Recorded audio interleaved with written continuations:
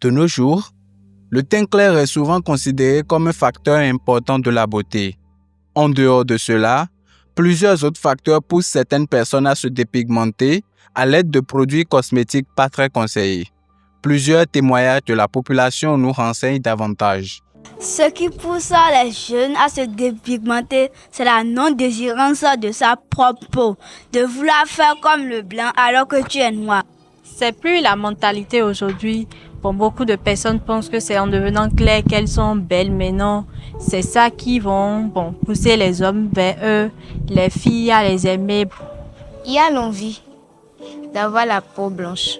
Ce qui pousse les jeunes filles comme garçons à se donner à la dépigmentation de la peau, on peut parler de la pression sociale, une norme de beauté, c'est-à-dire dans certaines cultures, une peau plus éclaircie est associée à la beauté, au succès et au prestige. Selon les jeunes femmes, c'est juste pour être attirant par des hommes. Parce qu'aujourd'hui, les hommes disent que les femmes de teint clair sont plus jolies, belles, plus attirantes, plus que les femmes de teint noir.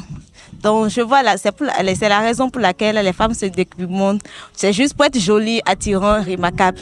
Pour les jeunes femmes, on peut dire qu'elles se croient, quand elles sont de teint noir, elles se croient inférieures à celles qui sont de teint clair. Cette mauvaise pratique entraîne plusieurs conséquences sur la santé humaine et le bien-être corporel.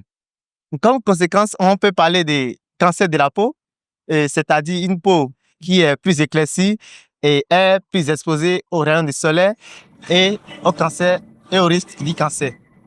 Donc, on peut aussi parler des boutons et infections, c'est-à-dire la peau perd sa protection naturelle, ce qui entraîne des boutons et infections.